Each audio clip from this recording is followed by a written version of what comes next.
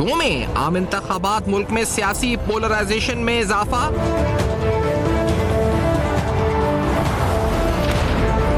PIA के ज़ेली असासाजात की फरोख्त का अमल तेज,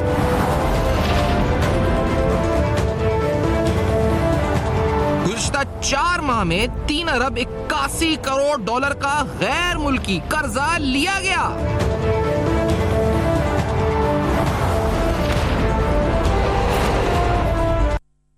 अस्सलाम वालेकुम। पस पर्दा हक़ाइक़ सनसनीखेज़ इंकिशाफ़ात प्रोग्राम बेनकाब, मैं हूं आपके साथ सफ़ान खान। आने वाले इंतखाबात और उससे कबल सियासी बयानबाजी अपने उरूज पर है। एक खदशा जिसका बार बार इजहार किया जा रहा है कि मुल्क में शफाफ इलेक्शन होने चाहिए, लेवल प्लेइंग फील्ड होनी चाहिए। बिलाल भुट्टो ज़रदारी साहब ने आज भी अपनी तकरीर में यह कहा कि अगर इलेक्शन शफाफ नहीं हुए तो फिर एक पार्टी वज़ीर आज़म और एक पार्टी धरना दे के बैठी होगी और फिर मुल्क दोबारा से उसी डिस्टेबलाइजेशन की तरफ चला जाएगा जो मुल्क अफोर्ड नहीं कर सकता।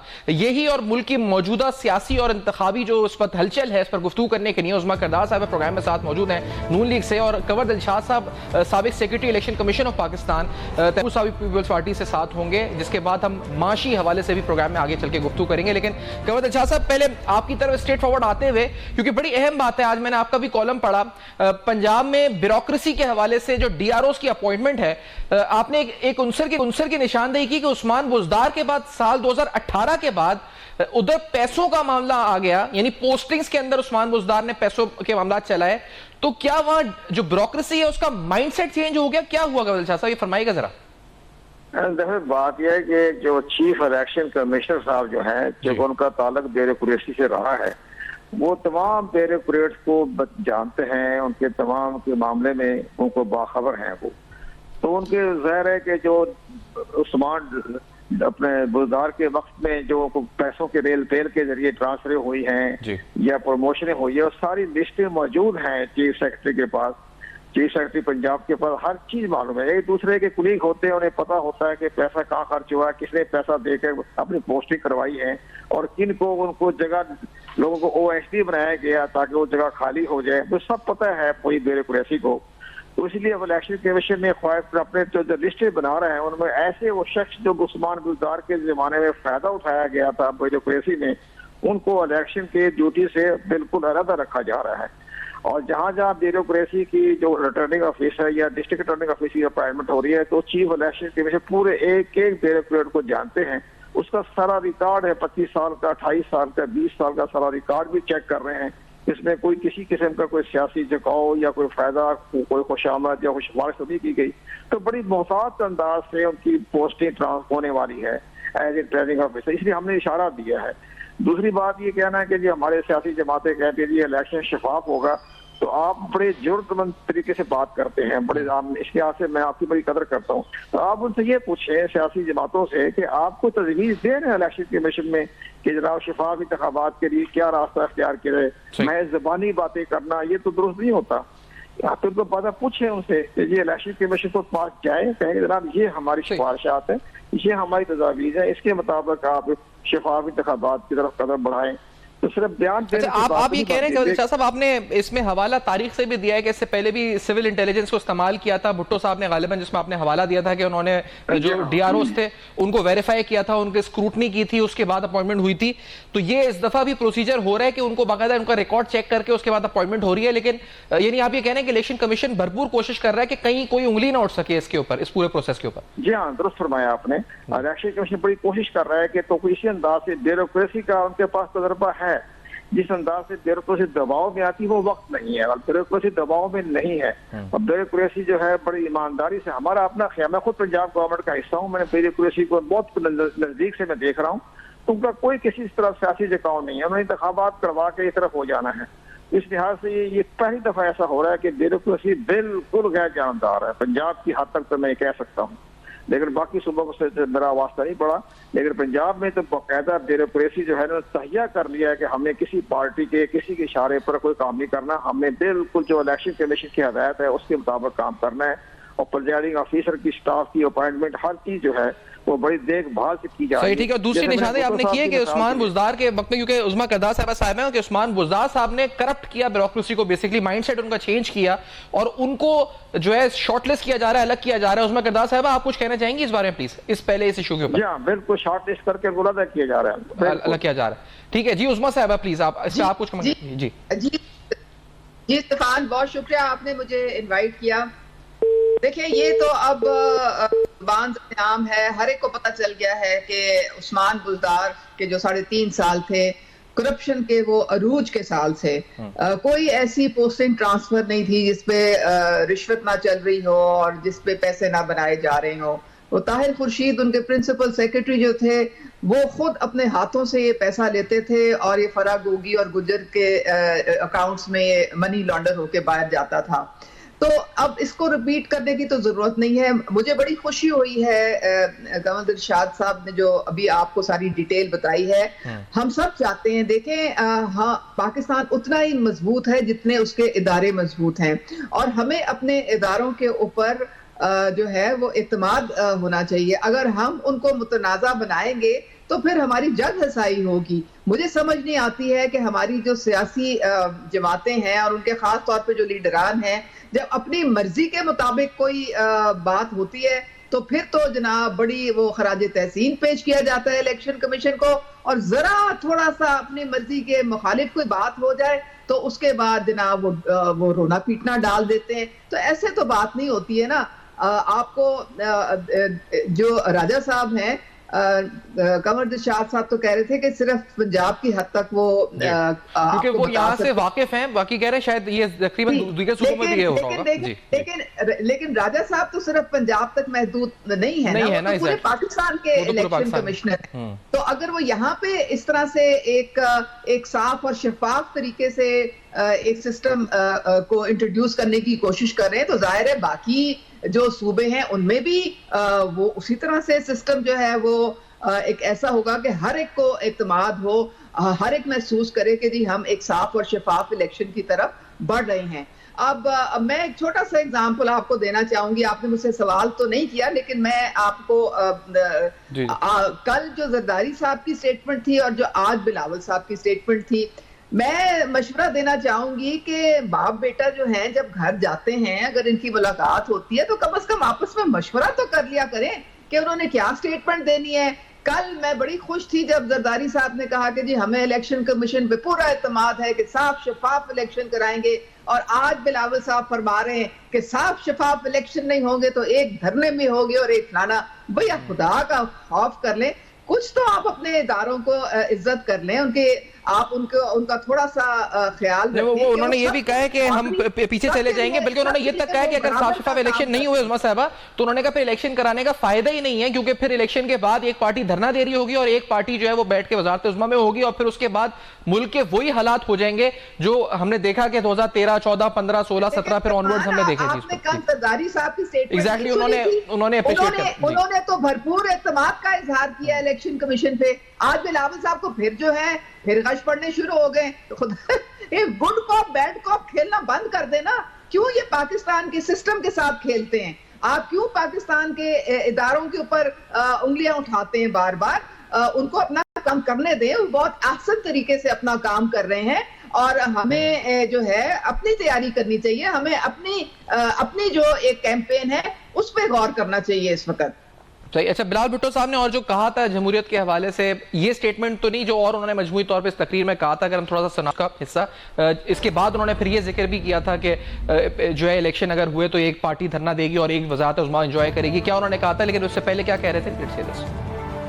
एक सियासी और एक जमहूरी बहरान, जो सियासतदान जिन्होंने अपने पूरा जिंदगी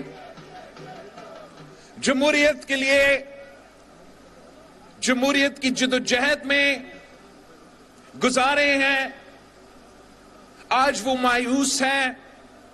वो सवाल पूछ रहे हैं कि क्या ये वही जमहूरियत है जिसका वादा कायदे अवाम ने हमसे किया था। अवाम पूछ रहे हैं कि क्या ये वो जमहूरियत है जिसके लिए शहीद मोहतरमा बेनजीर भुट्टो ने शहादत कबूल की, जिसके लिए कायदे अवाम ने शहादत कबूल की, हमारा मुआशरे में इतना तकसीम, इतना नफरत मैंने पहले नहीं देखा है। तो ये इसके बाद उन्होंने इन एप्रीहेंशंस का और इन तहफ़्फ़ुज़ात का इजहार किया था कि अगर इलेक्शंस होते हैं और फिर इलेक्शंस इसी तरह होते हैं कि अगर धांधली ज़्यादा होते हैं, लेवल प्लेइंग फील्ड नहीं होती, तो फिर ऐसे इलेक्शंस का फ़ायदा नहीं है। और अगर होते हैं तो फिर एक पार्टी धरना दे रही होगी और एक पार्टी वज़ारत उज़्मा एंजॉय करी होगी। तो उसमें साहब ये कंसर्न्स हैं इस वक्त, और सबसे ज़्यादा कंसर्न्स तो आपकी साबका पार्टी तहरीक इंसाफ को हैं। उस पर क्या कहेंगे, क्योंकि वहां पर उसके लिए तो बहुत से लोग लिख भी रहे हैं, बोल भी रहे हैं जी कि उनको लेवल प्लेइंग फील्ड मिलनी चाहिए। और मेरा ख्याल है बिलावल भी जब कह रहे हैं कि धरना देंगे तो उनका इशारा कहीं पीटीआई की तरफ तो नहीं है कि कुछ माह बाद जब चेयरमैन पीटीआई बाहर आ जाए या उनकी जो भी बचाई कुछ क़यादत है वो धरना देके जो भी हुकूमत उस वक्त मुंतखब है उसके खिलाफ बैठ जाए। उस्मा साहब, सिफान, आप मुझे एक बात का अगर जवाब दें, क्या इलेक्शन कमीशन ने पीटीआई को नाअहल करार दे दिया है? क्या इलेक्शन कमीशन ने ये कोई उनको नोटिस दे दिया है कि आप अगली इलेक्शन में हिस्सा नहीं ले सकते? क्या उन्होंने कहा है कि हम आपको बैट का सिंबल नहीं देंगे? मेरे तो नॉलेज में ये कोई ऐसी बात नहीं है। उनको भी बराबर का लेवल प्लेइंग फील्ड मिल रहा है। वो उनकी देखिए, उनकी जो फर्स्ट और सेकंड टियर लीडरशिप है 9 में जो है वो नाकाबिले माफी है। जो लोग उसमें मुलव्वस थे, जिन्होंने रियासत के खिलाफ हथियार उठाए, जिन्होंने GHQ पे हमला किया, जिना हाउस को जलाया, जिन्होंने शुहदा की जो यादगारें हैं उनकी बेहुरमती की, उनकी तो कोई माफी तलाफी नहीं है। वो तो अपना जवाब देंगे और उनको कानून का सामना करना पड़ेगा, क्योंकि ये बयानिया एक पाकिस्तानी का नहीं हो सकता, सिर्फ पाकिस्तान के दुश्मन का हो सकता है। बाकी जो पार्टी है वो उनको पूरी इजाजत है, वो आए मैदान में और अपना इलेक्शन लड़े। सही। और अच्छा और ठीक है, सियासत जो है वो एक सियासी तरीके से ठीक है। तैमूर तालबू साहब को भी मैं खुशामदीद कहता हूं। तैमूर तालबू साहब, आपको मेरी आवाज आप तक पहुंच रही है? तैमूर साहब, बिल्कुल आ रही है जी। तैमूर तालबू साहब, आप तक मेरी आवाज पहुंच रही है? आपका माइक जी। अच्छा तैमूर साहब, ये फरमाएं, क्योंकि अभी उज़्मा करदार साहब नून लीग से हैं। कल आसिफ ज़रदारी साहब ने कहा कि इलेक्शन कमीशन ऑफ पाकिस्तान जो है उसके किरदार, यानी वो उम्मीद रखते हैं कि अच्छे इलेक्शन हो, साफ शफाफ हों। आज बिलावल साहब ने जिन तहफ़्फ़ुज़ात का इजहार किया कि अगर साफ शफाफ नहीं हुए या लेवल प्लेइंग फील्ड नहीं मिली तो फिर वो कहते हैं कि रिपीट होगा हिस्ट्री का कि एक जमात वज़ारत उज़्मा और एक जमात धरना देकर बैठी होगी और फिर मुल्क उन्हीं हालात की तरफ चला जाएगा जो शायद हम अफोर्ड नहीं कर सकते। ये तहफ़्फ़ुज़ात क्यों है तैमूर तालबू साहब? क्या कुछ है इस वक्त कंसर्न्स है इलेक्शन कमीशन पे या फ्री एंड फेयर इलेक्शंस पे आप लोगों के? तैमूर साहब, बिस्मिल्लाहिर्रहमानिर्रहीम।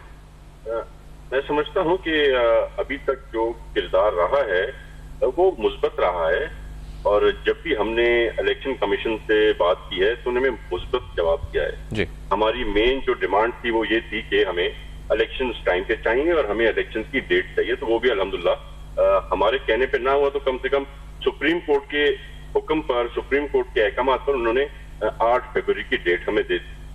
तो कुछ चीजें मुस्बत हैं, कुछ चीजों में तजाद है।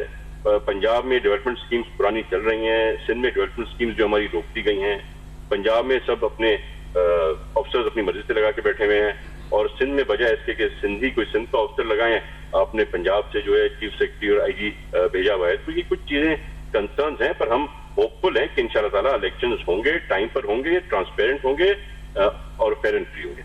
सही, लेकिन जो आपको कंसर्न्स है तैमूर साहब, क्योंकि आप नवाज शरीफ साहब की वापसी के बाद से जिस तरह पीपल्स पार्टी की स्टेटमेंट्स आई हैं उससे लगता यही है कि एक किंग्स पार्टी या जो आप लोग तासुर देते हैं कि एक बनने जा रही है, तो इन कंसर्न्स को क्या आप इलेक्शन कमीशन तक, जिस तरह कंवर दिलशाद साहब थे कि उन्होंने कहा अगर कोई कंसर्न है तो लिखत में या फिर कम से कम हमें बताया तो जाए कि कंसर्न है कोई अगर आप लोगों को कि लेवल प्लेइंग फील्ड कहीं नहीं मुयस्सर अगर आपको, तो ऐसा हुआ है आपकी तरफ से या होगा इन द फ्यूचर? तैमूर साहब, हमारा basic first and prime most concern यही है कि इलेक्शन हो, इलेक्शन टाइम पर हो।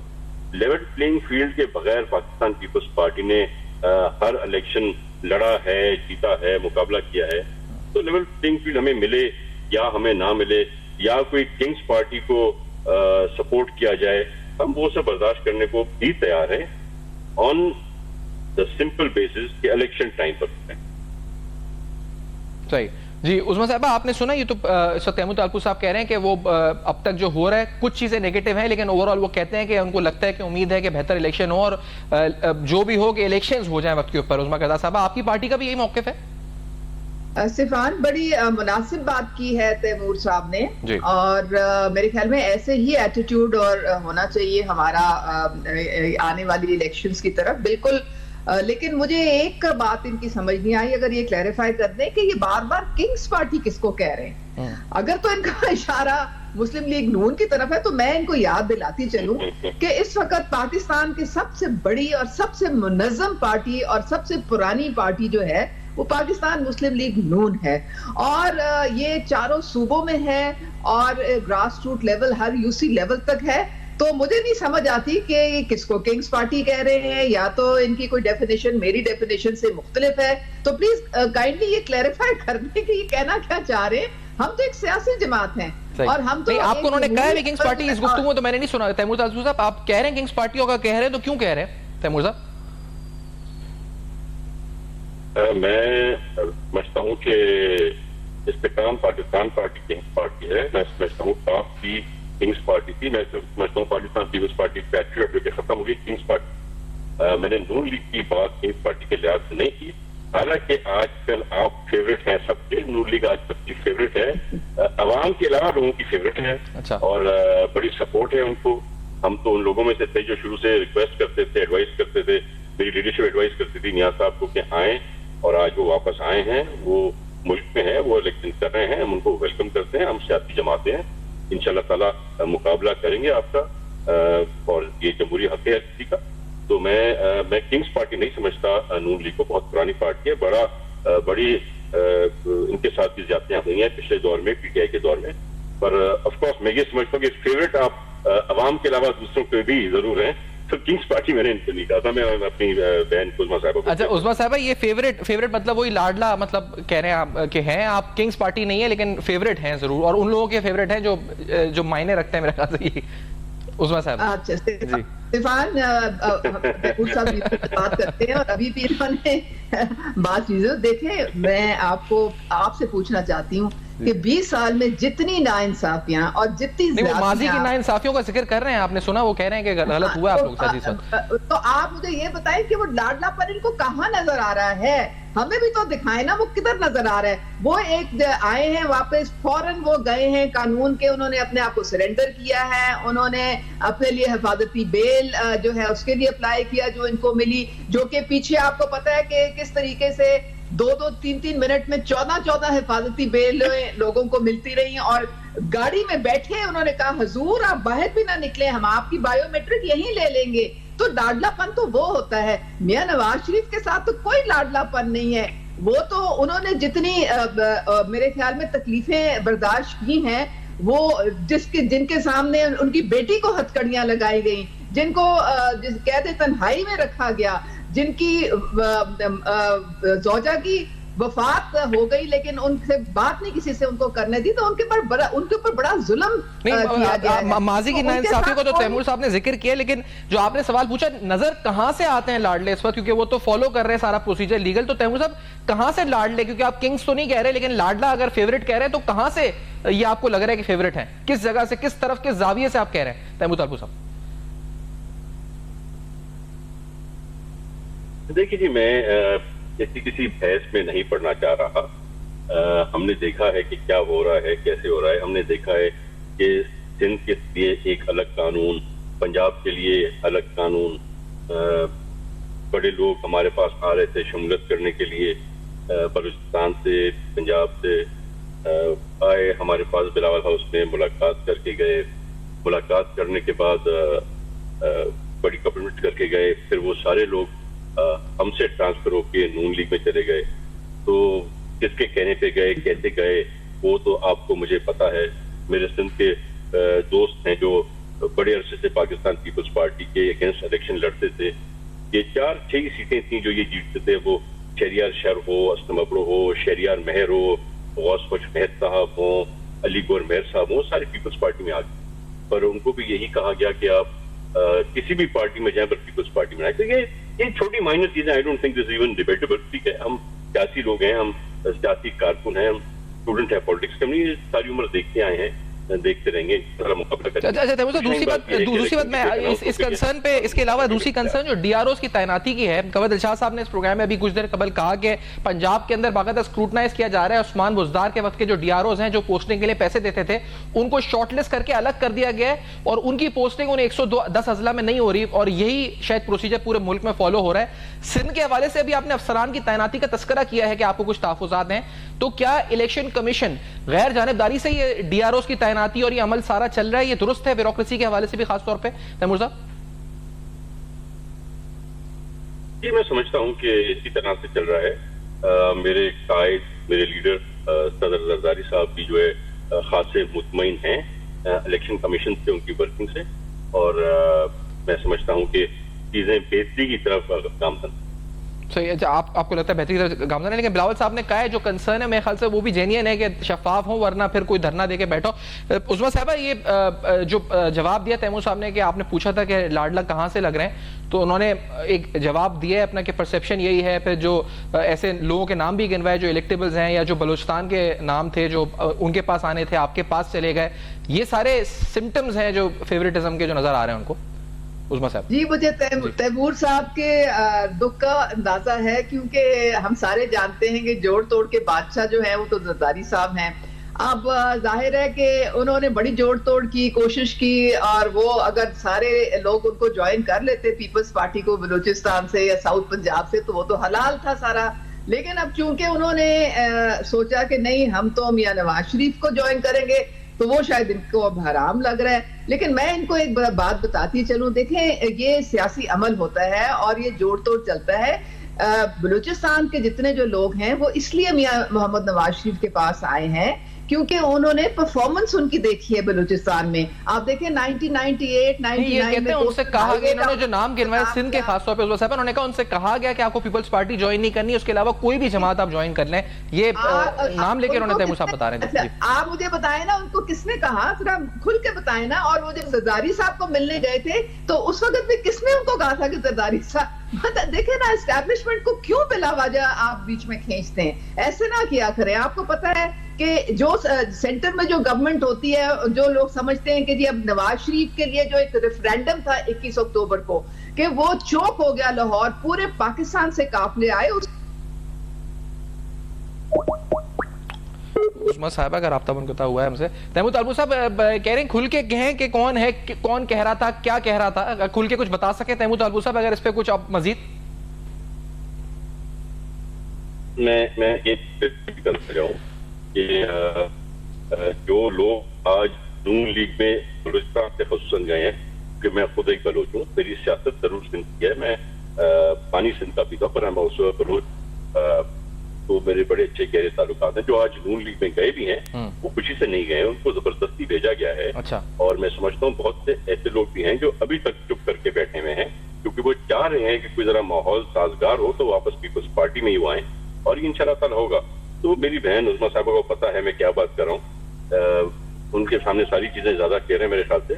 और मैंने फिर कहा ना, हम खुश हैं, हम कह रहे हैं जो भी है, जैसे भी अगर इलेक्शन हो रहा है तो हम मुकाबला करने को तैयार है। मैं समझता हूँ आज पाकिस्तान पीपल्स पार्टी वाहिद कंसोलिडेटेड पार्टी है जो एक होकर खड़ी थी, चाहे सिंध हो, चाहे बलूचिस्तान हो, चाहे पंजाब हो। बाकी पीटीआई रही नहीं है। आईपीपी एक किंग्स पार्टी है जिसमें अलग अलग लोगों को लाके जमगट्ठा खड़ा कर दिया है, सर से धो के सबको साफ कर दिया है। आपकी नून लीग टूट फूट का शिकार है।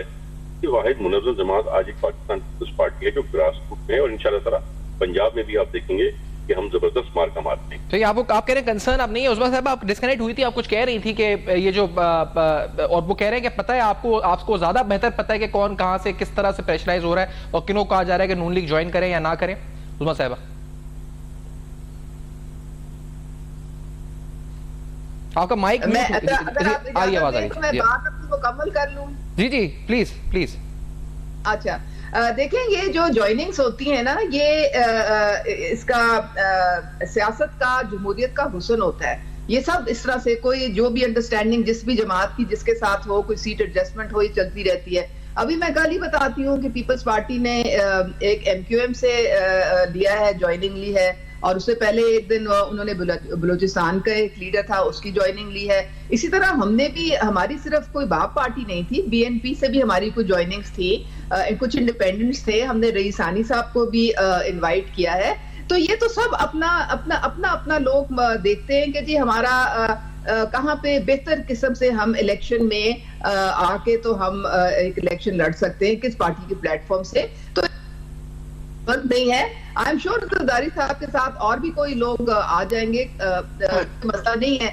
तो अब आप, मेरे ख्याल में हम लोगों को अब गिले शिकवे करने की बजाय एस्टैब्लिशमेंट ने अब इस वक्त न्यूट्रल रोल रखा हुआ है। उन्होंने, आपने देखा है कि आसिम मुनीर साहब के मुंह से कोई आपने कोई पॉलिटिकल स्टेटमेंट सुनी है किसी किस्म की? हरगिज नहीं। तो वो उन्होंने कहा है कि आप जो पॉलिटिकल पार्टीज हैं अपने मामला खुद संभालें और जो आपने करना है वो अपनी जहन के मुताबिक और अपनी फरासत के मुताबिक करें। तो मेरे ख्याल में ये बड़ा अच्छा होगा कि हम इदारों को उनके दायरे में रहने दें। जिस तरह हमारा इलेक्शन कमीशन है वो अपना बहुत अच्छी तरीके से हमारे इलेक्शन का बंदोबस्त कर रहे हैं, हमारे केयर टेकर्स जो हैं उनका भी यही काम है कि फैसिलिटेट करना उन्होंने इलेक्शन कमीशन को। हमारी अफवाज जो है वो सरहदों पे हमारी मुहाफिज है और वो हमारे लिए जो भी हमारे बेहतरी है वो सरहदों पे और बाकी वो हमारे लिए मौजूद है सब। तो इसलिए वो जो भी हुकूमत आएगी, जो भी जमहूरियत हुकूमत आएगी, हमारी एस्टैब्लिशमेंट उसके पीछे खड़ी होगी। ये और तवक्को रखते हैं कि मुल्क आगे बढ़ेगा। और आप दोनों ने दुरुस्ती बात की कि पोलराइजेशन नहीं बल्कि हमें एक होकर आगे बढ़ना होगा। मैं दोनों का बहुत शुक्रिया। आपस में इकट्ठे बैठना पड़ेगा, सबको इकट्ठे बैठ के बातचीत करके आगे बढ़ना पड़ेगा। ठीक है, let's take a break. Break के बाद वापस आते हैं, मुल्क के माशी हालात पर भी गुफ्तगू होगी। इस ब्रेक के बाद हमारे साथ रहेगा।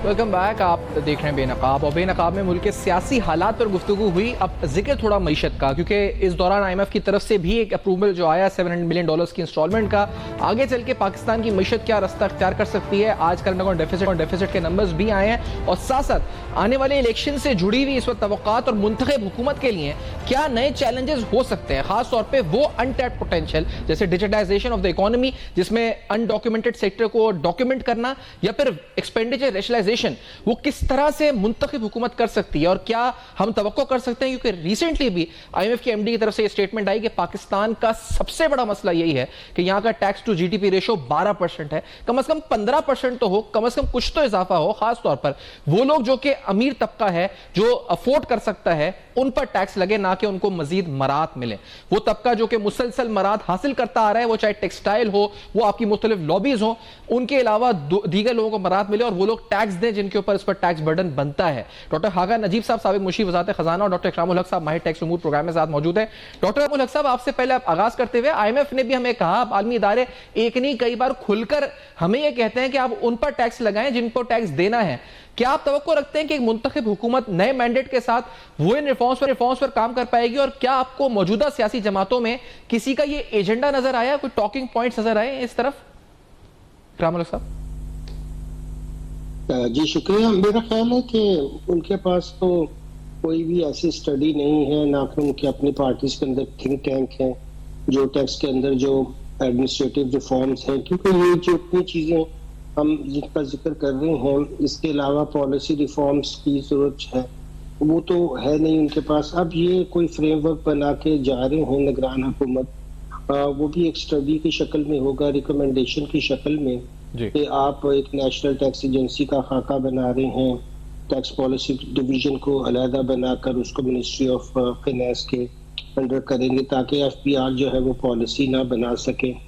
अगर ऐसा करने में नई हुकूमत जो आएगी, इसके पास मेरा नहीं ख्याल कि बहुत बड़ी कोई मेजॉरिटी होगी, क्योंकि फिर ये हंग पार्लियामेंट किस्म की चीज़ होगी।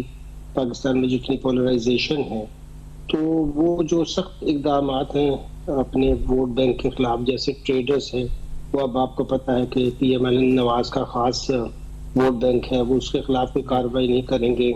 बाकी पीपल्स पार्टी रह जाती है, वो भी उनके मसाइल ये हैं कि वो भी जागीरदारों के खिलाफ जो ज़रूरी टैक्स लगाने की बात होती है वो नहीं कर पाते हैं, और उनके यहाँ भी कोई इस तरह की खास स्टडी मैंने आज तक नहीं देखी। डॉक्टर साहब ये तो चले लॉन्ग टर्म आपको नजर नहीं आ रहा कोई एजेंडा? मौजूदा हुकूमत यानी निगरान हुकूमत कह रही है कि तकरीबन 15 से 20 लाख टैक्स पेयर्स को लाने के लिए एफबीआर को खुसूसी ताकत देते हैं। उन्होंने 145 डिस्ट्रिक्ट टैक्स ऑफिसर्स बनाए हैं अक्रॉस द कंट्री। तो ये चीजें ये हमने देखा है कई बार हुआ है कि एफबीआर को ये ताकत मिल गई, एफबीआर को मजीद ये ताकत मिल गई। क्या ये will they prove to be beneficial? जी ऑलरेडी मेरा ख्याल है जो आपने देखा मोबाइल में हर बंदा 15% एडवांस इनकम टैक्स दे रहा है, वो सबको पे रजिस्टर कर ले। ये क्या हम बिजली बंद कर देंगे, ये बंद कर देंगे, इस तरह की बातें करना बिजनेस में जाहिर है कि कॉन्स्टिट्यूशन के अंदर भी फंडामेंटल राइट्स हैं। ये तो अभी आपके पास गिमिक्स होते हैं। मैं कई दफा लिख चुका हूँ कि आपके यहाँ तो वो लोग भी जिनकी काबिल टैक्स आमदन नहीं है वो भी 15% एडवांस एडजस्टेबल, और उनकी तादाद छोटी नहीं है। 190 मिलियन इस वक्त हमारे यहाँ मोबाइल सब्सक्राइबर हैं, उसमें से 120-30 मिलियन अगर आप 2-3 सिम्स भी लोगों ने रखी हों, तो मेरा ख्याल है कि जो यूनिक मोबाइल यूजर, मैंने कई दफा जो चारों हमारे यहाँ मोबाइल कंपनीज हैं उनसे पता करवाया है, 120 मिलियन से हर दिस कम नहीं है तादाद। तो 120 मिलियन तो ऑलरेडी आपको 15% टैक्स दे रहे हैं, तो आप उनमें से देख लीजिए कौन सी टैक्स बेस बनानी है। जहाँ तक ये रिटर्न लेने की बात है, आप 1 पेज रिटर्न क्यों नहीं करते जो पूरी दुनिया में चलती है? आपको 5, 10, 15, 20 कितनी मुश्किल वेल स्टेटमेंट लेनी है। ये चीजें जो है करने से तो स्वास्थ्य के अब आप 145, हम पहले भी डिस्ट्रिक्ट्स में होते थे, फिर हमने डिस्ट्रिक्ट छोड़ दिया, हम वापस डिस्ट्रिक्ट्स में जाना चाहें। कभी हम चाहते हैं इलेक्ट्रॉनिक फाइलिंग हो, कभी हम चाहते हैं मैनुअल फाइलिंग हो, कभी हम चाहते हैं कि हम लोगों से राब्ता न रख सकते, कभी हम चाहते हैं उनके सर पर सवार हो जाए जाके डिस्ट्रिक्ट में। सिवाय इससे कि और करप्शन बढ़ेगी और हरासमेंट बढ़ेगी और जो मशीराने टैक्स हैं उनकी मौज होगी, वो अपना और लिफाफा कल्चर जो है इसमें कुर्बान चढ़ेगा और तो कुछ भी नहीं होगा। अच्छा, और ये इकरामुल हक साहब के, मैं डॉक्टर हाकान अजीज साहब की तरफ भी आना चाह रहा हूँ। डॉक्टर हाकान अजीज साहब ये मुझे बताएंगे, हम ये कह रहे थे कि इलेक्शंस हो, ये हल है फ्री एंड फेयर इलेक्शन, मुंतखब हुकूमत आए, तो क्या हमें कोई हल नजर आ रहा है इन तमाम जमातों के पास जो कंटेस्ट कर रहे हैं, या अब तक जो इलेक्टोरल जो कैंपेन चल रहे हैं, जो भी जलसे जुलूस, उनमें जो स्टेटमेंट्स आ रही हैं लीडरान की या जो इनकी टीम्स नजर आ रही हैं, तो आप उम्मीद रख रहे हैं कि after the elections and government has been elected तो हम मसाइल, अपने जो देरीना मसाइल, उनका हल तलाश कर सकेंगे या उनकी तरफ बढ़ सकेंगे? हाकान साहब, दो हिस्सों में सैफान ये गुफ्तगू कर लेते हैं। पहले तो लेट्स ट्राई एंड अंडरस्टैंड कि आजकल इकोनॉमिक हैंडलिंग क्या है।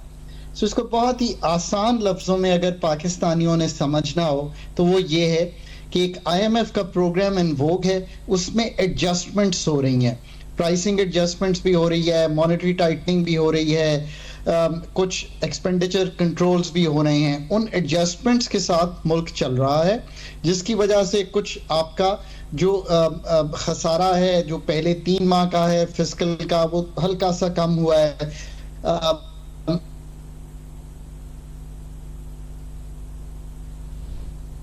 जी डॉक्टर साहब,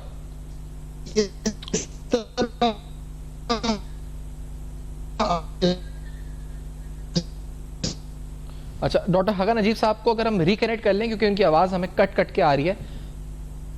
डॉक्टर हाकान अजीज साहब को रिकनेक्ट कर लेते हैं। वो जो कह रहे हैं कि इसके 2 हिस्से हैं और एक वो बता रहे हैं कि हमें IMF प्रोग्राम में है, उसमें हमें एडजस्टमेंट्स करनी है, और फिर उसके बाद दूसरा हिस्सा जिस पर गुफ्तगू करने लगे। तो ये बड़ा अहम सवाल है, क्योंकि इलेक्शन कैंपेन चल रहा है और इलेक्शन कैंपेन के दौरान जो यानी हम ये कह सकते हैं कि इंतखाबी स्केड्यूल तो आना है अभी, लेकिन जो सियासी जलसे जुलूस है उनका आगाज हो चुका है, और उनमें हमें क्या नजर आ रहा है इस पर हम गुफ्तगू कर रहे हैं। हाकान अजीज साहब अगर होंगे साथ तो दोबारा उनकी तरफ, या फिर इकरामुल हक साहब आप अगर इस पर कुछ अपनी राय पहले देना चाहें कि क्या इंतखाबी जलसे जुलूसों में आपको नजर आ रहा है कि जी देखिए कोई हल है इन मसाइल का? जी बिल्कुल नहीं। देखिए बजट जो इन्होंने बनाया उसके अंदर कम से कम 1300 बिलियन का नया गैप पैदा हो गया है, और वो सिर्फ गैप एक आइटम से पैदा हुआ है, और वो है डेट सर्विसिंग। डेट सर्विसिंग के हमने 7.3 बची, जबकि हमें पता था कि ये 8.5-9 ट्रिलियन तक जाएगा। अब खाम देखिए इस तरह के स्टेटमेंट करके अब IMF क्या है कि आप इस गैप को फिल करें। जाहिर है आप एक बजट बनाते हैं तो कोई सेंसिबिलिटी तो होनी चाहिए ना आप में, कि आपको ये पता है कि आगे चलकर आप रोज नोट छापने के अलावा आपको काम है नहीं, महंगाई आपको बढ़ाते चले जा रहे हैं। गवर्नमेंट की सिर्फ एक एक्सपेंडिचर आज गवर्नमेंट हुकूमत पाकिस्तान का ऐसा है जिसकी वजह से हमारी सारी नेट इनकम जो है वो उससे भी कम रह गई है। 57.5% सूबों को देने के बाद वफाक के पास तो इतना पैसा ही बचता कि वो डेट सर्विसिंग भी कर सके। इसलिए ये जो बजट डॉक्टर साहब बनाकर गए थे चौथे फाइनेंस मिनिस्टर की हैसियत से, इस कदर नाकिस था कि अब इस रिव्यू के अंदर वो हमारी कोई बात नहीं मान रहे हैं। वो कह रहे हैं आपके सारे इशारे गलत हैं। आप ये बताइए कि 1300 बिलियन का जो मालियाती खसारा है जो इस सिर्फ डेट सर्विसिंग की वजह से बढ़ेगा, वो आप कहाँ से पूरा करेंगे? जाहिर है फिर मजीद टैक्सेस लगाए, और मजीद टैक्सेस अब उन्होंने कहा है कि चूंकि बहुत मुश्किल है आवाम पे लगाना, और जाहिर है कि पार्लियामेंट भी नहीं है, तो 40% टैक्स जो है वो बैंकों की जो विंडफॉल गेन थी उस पर लगा लिया जाए, क्योंकि उसके लिए कोई कानून साजी की जरूरत नहीं है, बस काबीना ने एक फैसला भी कर दिया है। अब जब वो सामने आएगा फिर देखिए लॉयर्स पे चलेंगे, कोर्ट्स में भागेंगे, और फिर वो मामला फिर लिंगर ऑन होगा। वो कैसे लगा दिया, ये तो आईने पाकिस्तान। अच्छा, इस पर दोबारा इकराम साहब आते हुए खाका नजीर साहब दोबारा आ गए हैं, उनकी लाइन डिस्कनेक्ट हुई थी। खाका नजीर साहब आप कह रहे थे कि इसके दो हिस्से हैं, एक तो हम स्ट्रक्चरल एडजस्टमेंट्स कर रहे हैं IMF प्रोग्राम में, दूसरा हिस्सा क्या है? क्या आपको नजर आ रहा है कि इन इंतखाबी जलसों में कोई प्लान या फ्यूचर रोड मैप नजर आ रहा है आपको? खाका सो एक तो IMF की एडजस्टमेंट्स हैं, उसमें ये भी जैसे डॉक्टर साहब फरमा रहे हैं कि वो कैसे आप अपना एक्सपेंडिचर को पूरा करेंगे जो ओवररन होंगे। दूसरा हिस्सा ये कि आपने एक एडमिनिस्ट्रेटिव एक्शंस लिए हैं जिसमें smuggling, hoarding, Afghan transit trade और डी-डॉलराइजेशन शामिल है। सो ये आपने करने की कोशिश की है, उसका भी असर जो है कुछ ना कुछ तो दिखाई दे रहा है। रुपए की जो कदर है उसमें भी थोड़ी सी इस्तेहकाम सा है। दूसरा ये भी देखिए कि कुछ स्मगलिंग रुकी है, अफगान ट्रांजिट ट्रेड पे कुछ रेगुलेटरी काम भी हुआ है। एक तीसरा जुज़ है इस वक्त जो इकोनॉमिक मैनेजमेंट हो रही है, वो ये है कि पाकिस्तान को पिच किया जा रहा है थ्रू दी SIFC कि पाकिस्तान में इन्वेस्टमेंट जो है वो आए। एक बड़ी इन्वेस्टमेंट पे काम हो रहा है, मैं आपको बता भी सकता हूँ इस पे, एंड आई नो के रेकॉर्ड डिक के जो 25% हमारे हिस्से हैं उस पे काम हो रहा है कि उसकी एक वैल्यूएशन जो है इंडिपेंडेंट करा ली गई है। उस इंडिपेंडेंट वैल्यूएशन को अब पिच किया जाएगा सऊदी अरेबिया के साथ, एंड लेट्स होप कि we can move forward on that. So ये एक तीसरी चीज है। ये तीन चीजें हैं। अब इसमें आप ऐड करें कि जब नई हुकूमत आएगी तो उसको क्या करना है। सैफान, उसको 3 काम करने हैं, और ये 3 फिगर आज आप नोट कर लीजिएगा। अगर 5 साल बाद ये 3 फिगर यही होंगे तो इकोनॉमी यहीं खड़ी होगी। नंबर 1, आपका FPR tax to GDP ratio 9.5% है इस वक्त। ये अगर 12 या 13 या 14 पे नहीं जाता तो कोई इंप्रूवमेंट नहीं आएगी, विद ऑल द थिंग्स जो डॉक्टर साहब भी फरमा रहे हैं और बहुत से और जो टैक्स एक्सपर्ट्स हैं स्पेशल वो कहते हैं। नंबर 2, पाकिस्तान का इन्वेस्टमेंट टू GDP रेशियो 13.7% है। इसको आपने 20 या 25 पे लेके जाना है, मिनिमम 20 पे। ये नंबर 2 एजेंडा है। नंबर 3 एजेंडा भी बड़ा क्लियर है कि आपने उसको, वो आपका एक्सपोर्ट टू GDP है, वो भी 9-10% पे है, उसको भी 15 पे लेके जाना है। इसके लिए एक लाए अमल नई हुकूमत ने बनाना है कि वो इन 3 चीजों को कैसे हैंडल करेगी, फिर नया IMF प्रोग्राम कैसे हैंडल करेगी।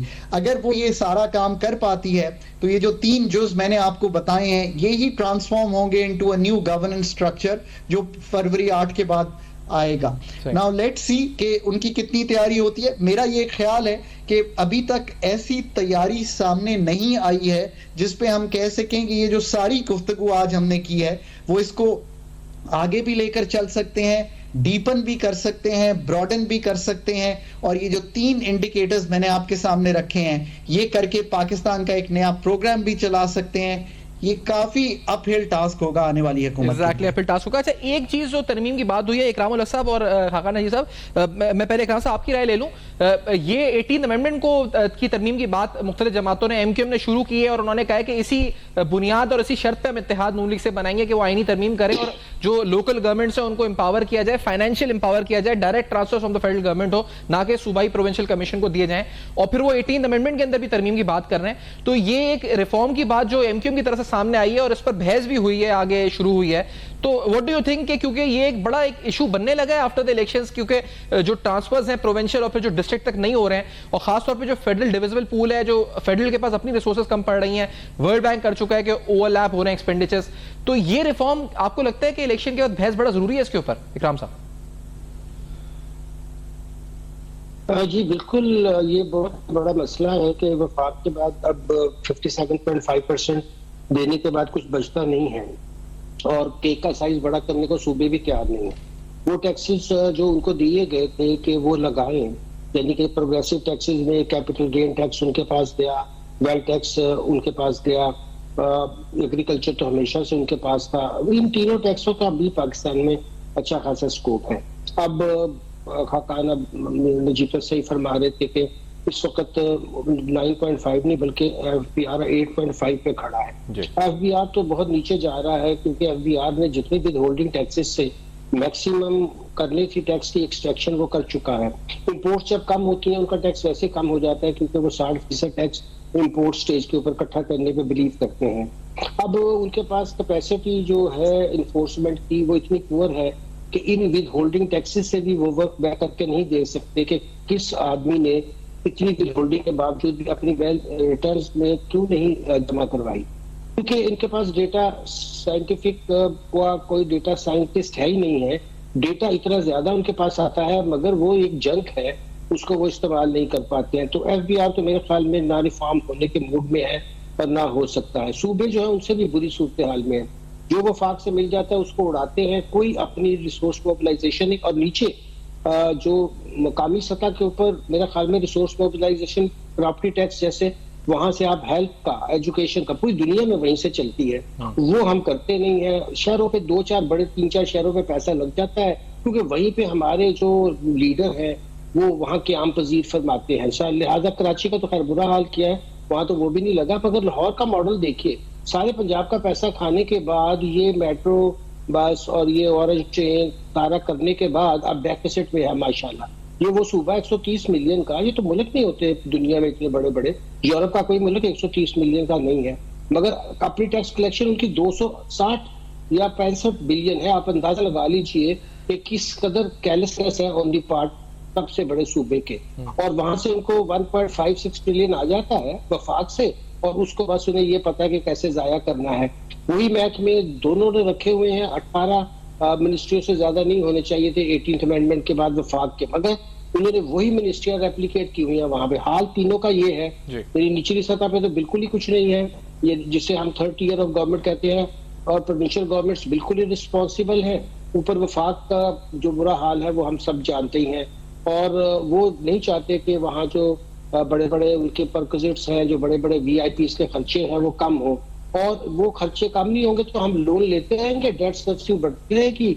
ये अपनी जब तक ड्रास्टिक कट नहीं करते 30-40% एडमिनिस्ट्रेटिव एक्सपेंसेस में कुछ नहीं होने लगा, क्योंकि लोन का असल मसला भी यही है, वो फजूल किस्म के प्रोजेक्ट्स पे जिसके ऊपर स्वाय रनओवर्स के और पॉलिटिकल बार देने के और उसके कुछ भी उसका फायदा नहीं है। तो अगर पैसा जाया करने की आदत की रिसोर्स मोबिलाइजेशन का सही प्लान ना बनाया गया, 3rd tier पे एम्पावरमेंट नहीं की गई, और वहाँ लोगों को ग्रास रूट लेवल के ऊपर जाकर जो उनकी बुनियादी जरूरियातें पूरी नहीं, फिर ये फिर मुश्किल है। तो खाकान साहब आपने भी अभी एक नए गवर्नेंस स्ट्रक्चर की बात की थी, तो ये मुंतखब हुकूमत आने के बाद 8 फरवरी के बाद आपको नहीं लगता कि बड़ा जरूरी है कि ये बहस होनी चाहिए तमाम पार्टीज में, या कम से कम ये पहले तय होना चाहिए कि हम इस 18वीं तरमीम में तब्दीली के बगैर आगे बढ़ सकते हैं, नहीं बढ़ सकते?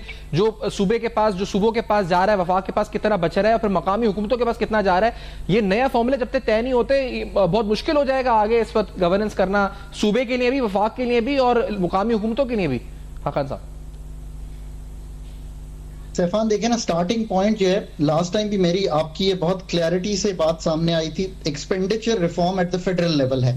पहले NFC को छोड़े बगैर, मतलब NFC को बाद में छेड़ लेंगे हम, पहले ये तो करें ना कि जो सब्जेक्ट आपके हैं, अगर 18 ही हैं डॉक्टर साहब के मुताबिक, तो उन 18 पे पैसे खर्च करें, करंट भी और PSDP के, बाकी पैसे खर्च करना बंद करें और उन सब्जेक्ट्स को बंद करें। इसके लिए तो कोई NFC नहीं चाहिए। इसका मैं आपको अमाउंट भी बता सकता हूं, जो इस वक्त एक स्टडी पाकिस्तान फाइनेंशियल मैनेजमेंट की हुई है, पब्लिक फाइनेंशियल मैनेजमेंट की, उसमें 17 ऐसे सब्जेक्ट हैं जो डिवॉल्व होने हैं, उनका 300 का करंट एक्सपेंडिचर है, 300 PSDP है। आपको नहीं रोक रहा कि आप ये डिवॉल्व कर दें और कल को कहें कि जी एजुकेशन, हेल्थ, ज़कात, उशर, क्लाइमेट, एग्रीकल्चर ये हमारे सब्जेक्ट्स नहीं है और ये डिवॉल्व है। हमने इसका एक छोटा सा ढांचा प्लानिंग कमीशन में रखा हुआ है जो इसको हैंडल कर रहा है। इसमें अभी NFC का कहीं जिक्र नहीं हुआ। सो पहला काम आप ये करें। दूसरा काम पेंशन का रिफॉर्म करें, इस पे भी कोई आपका ताल्लुक वफाक का प्रोविंसेस से नहीं है। जब आप ये सारा काम कर लेंगे ना, तो आपका जो बजट है वो एक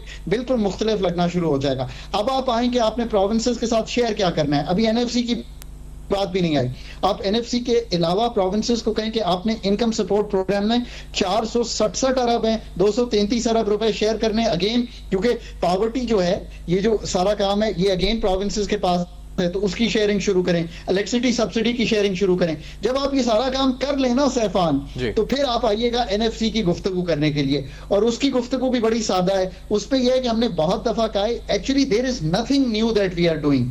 हम चाहे पीआईए को डिसमेंटल जिस तरह कर रहे हैं, ये भी हम पहले इसका प्लान लिख चुके हैं। ये जो अभी सारी मैंने गुफ्तगू की है, ये भी मैं कई दफा फाइनेंस की टेबल पर कर चुका हूं, जो मैं आपके सामने आज कर रहा हूं कि ये सारे काम आपने करने हैं। जब कर लें, सब्सिडी के भी को भी डिसमेंटल कर लें, एक्सपेंडिचर को कर लिया, सब्सिडी को कर लिया, अब आप आए एनएफसी पे, उसमें भी हमने बड़ा क्लियर लिखा था कि कुछ चीजें वफाक और मैं जब हम देंगे, स्प्लिट करते हैं अपना एक्सपेंडिचर, उससे पहले हम कर लेंगे। उस चीजों का मैं जिक्र नहीं करना चाहता बिकॉज देयर आर सेंसिटिविटीज हैं उनमें, नहीं, लेकिन उस पे प्रोविंसेस से बात खाकान साहब, ये सारी बातें तो पहले तय होनी चाहिए ना। इसका मतलब यहाँ पर तो कोई मूड नजर ही नहीं आ रहा है, इधर तो लेवल प्लेइंग फील्ड से आगे किसी सियासी रहनुमा की तकरीर ही नहीं बढ़ रही आगे, और ये सारे बड़े इंपॉर्टेंट और डीप टॉपिक्स हैं जिन पर डिबेट भी जरूरी है, और मेरे ख्याल से एक मुत्तफका लाएमल बनाने की जरूरत भी है तमाम जमातों का, और शायद इलेक्शन से पहले जरूरी है कि बड़े मुत्तफिक हो जाएं, जैसे SIFC ऐसा प्लेटफॉर्म है। तो क्या इलेक्शन के बाद तो और शोर शराबा, फिर धांधली का शोर और ये जलसे जुलूस, तो क्या ये फिर हम एक मौका खो देंगे? और ये लास्ट लाइन है हमारी, IMF अगर हमने ये रिफॉर्म्स नहीं किए तो देन व्हाट खाकान नजीब साहब? Then we will keep playing what we keep playing. We keep going to the IMF because ये जो सारी बातें आज आपसे हुई हैं, ये हम नहीं कर रहे। जिस दिन हमने ये तय की के पास लेके जाती हैं टैक्स टू जीडीपी और पाकिस्तान का एक्सपोर्ट टू जीडीपी।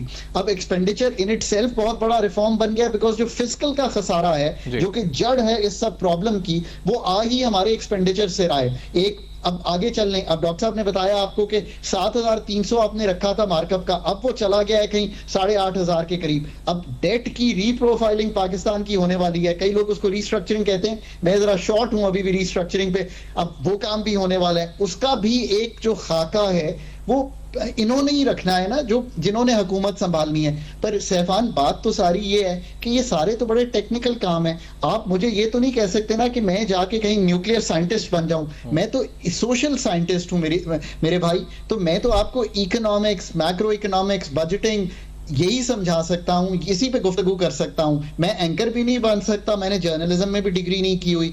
जब तक आप ह्यूमन रिसोर्स इन पार्टीज के अंदर बिल्ड नहीं करेंगे, थिंक टैंक्स बिल्ड नहीं करेंगे, तो ये फिर आकर एक जनरल ब्यूरोक्रेसी पे अगर रिलाई करेंगे तो फिर SIFC को ही सारा काम करना पड़ेगा, फिर हम उसको बुरा भला कहते हैं। SIFC एक होल ऑफ गवर्नमेंट अप्रोच है, उसमें आई एम होपिंग कि ये जो सारी डिस्कशन मैंने आपके सामने रखी है वो इसको आगे लेकर चलें। हम यही उम्मीद कर सकते हैं कि ये सारी बातें शायद SIFC के प्लेटफॉर्म के ऊपर मुख्तदर हल्के और तमाम जो भी सिविलियन है वो करके ये इसको आगे बढ़ा सकें। बहुत शुक्रिया आपने ज्वाइन किया इकरामुल हक साहब और खाकान नजीब साहब। आने वाले इलेक्शन सियासी माहौल में गर्मा गर्मी और साथ साथ माशी चैलेंज से बात हुई, फीडबैक दीजिएगा, जरूर देखते रहेगा। अब तक